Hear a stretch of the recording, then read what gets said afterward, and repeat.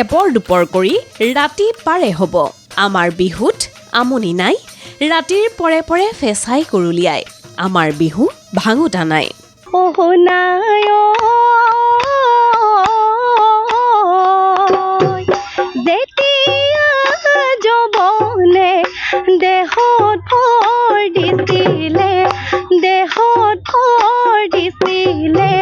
হাততে হাত হৈছিলো তোৰ হাততে হাত হৈছিলো মই শুনায়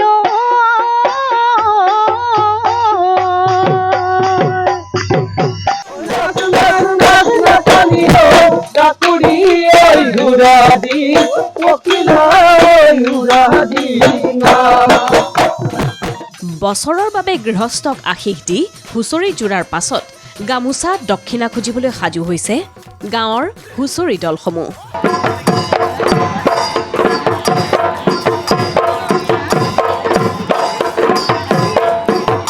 বসন্তৰ আগমনৰ বতৰা পাই চতৰ বিহু লাগিছে ডেকা গাভৰুৰ গাত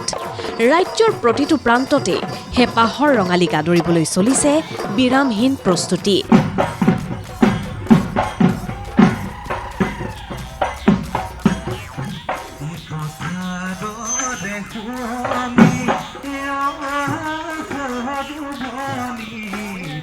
বিহু নাম গাই গৰকাত ভৰি থৈ তাঁতৰ পাতত বহা জীয়ৰী বোৱাৰীৰ চকু হেনো ঘনাই আলিবাটলৈ যায়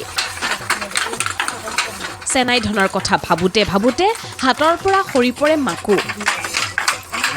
প্ৰযুক্তিবিদ্যাৰ উত্তৰণৰ পাছত এতিয়া পূৰ্বৰ সেই পৰিৱেশ নাই যদিও অসমীয়া সমাজ জীৱনৰ পৰা এতিয়াও হেৰাই যোৱা নাই আদৰৰ তাঁতশালযোৰ বিহুৰ পূৰ্বে বিহুৱানত বুটা বচাত ব্যস্ত গাঁৱৰ জীয়ৰী বোৱাৰীসকল ছয়াঞ্চি ফুলটো তুলে ডুমুৰে ফুল তুলিলে ছয়াঞ্চিৰ ফুল হলে আমাক 220 টকাকৈ দিয়ে আৰু 4 ইঞ্চিৰ ফুল হলে 165 টকাকৈ দিয়ে এই ধৰ হ্যান্ডলুমৰ মানুহ আহে সিহঁতৰ ওচৰতে আমি বিক্ৰী কৰো বিহু অসমীয়াৰ বুকুৰ কুটুম বহাগ হেনো প্ৰকৃতিৰ যৌৱন অৱস্থা বিহুতি জনিও এই বসন্ত কালতে কুহিপাতৰ আৰত বিহু বিহু বুলি চিঞৰেহি কিন্তু কালক্ৰমত বিহুৰো এতিয়া ব্যাকৰণ হ'ল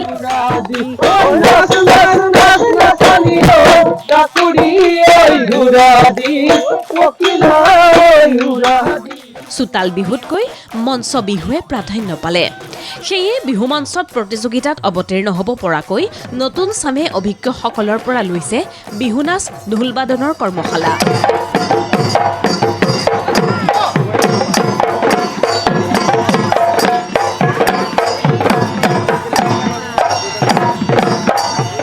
সেইটো মই যোনখিনি পাৰো তেখেতলোকক শিকাবলৈ চেষ্টা কৰিছো আৰু আহি ভাল লাগিছে ইয়াত কাৰণ তেহেঁতি ইমান ধুনীয়াকৈ নাচিছে কণমানি শিশুখনে আৰু বহুত ভাল লাগিছে ইয়াত আহি কণমানিসকলেও বিহু নাচৰ কৰ্মশালাত অংশগ্ৰহণ কৰি শিকিছে বিহুৰ অ আ ক খ প্ৰশিক্ষকসকল যিদৰে আহ্লাদিত অংশগ্ৰহণকাৰীসকলো উৎফুল্লিত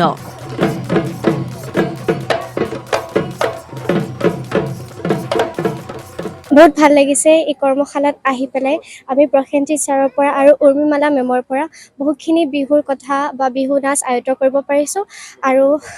আমাৰ কমিটিৰ সমূহ কৰ্মকৰ্তাক ধন্যবাদ জনাইছোঁ আমাক ইমানখিনি সহায় সহযোগিতা আৰু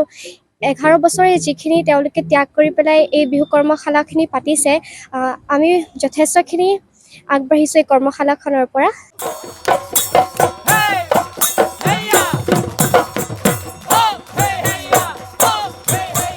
একেদৰে বিভিন্ন বিহু দলসমূহো সাজু হৈছে বহাগৰ বাবে মুঠৰ ওপৰত চৌদিশে এতিয়া মাথো বহাগ বহাগ অনুভৱ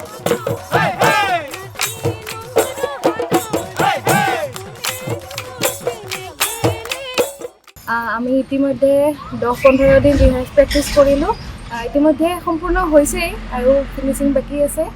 খুব ভাল লাগিছে গোটেই আমাৰ ছোৱালীখিনি ল'ৰাখিনি সমূহ অঞ্চলৰে হয় নগৰপেটা অঞ্চলৰে হয় ইফালে বাদ্যযন্ত্ৰ প্ৰস্তুতকাৰী অন্য শিল্পীসকলতকৈ কিছু ব্যতিক্ৰম তিনিচুকীয়াৰ ডাঙৰীৰ চেঙেলি গাঁৱৰ এইজন হেমন্ত হাজৰিকা মুকবধিৰ হৈও বিগত 10 পৰা 12 বছৰ ধৰি বাঁহ বেতেৰে যুৱকজনে নিৰ্মাণ কৰি আহিছে বাঁহ বেতৰ অন্যান্য সামগ্ৰীৰ লগতে গগনা কাকফনি ইত্যাদি এইদৰে এতিয়া ৰাজ্যজুৰি চলিছে বহাগক আদৰাৰ ব্যাপক প্ৰস্তুতি সততেই গা 7খন-8খন হৈছে প্ৰতিগৰাকী স্বাভিমানী অসমীয়াৰ।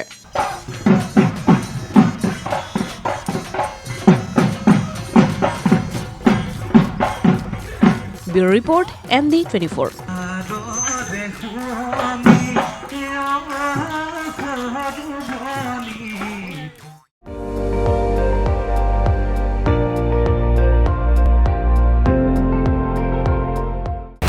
আপুনি চাই আছে ND24 সৰ্বশ্ৰেষ্ঠ নহয় সৰ্বোত্তমৰ দৌৰত।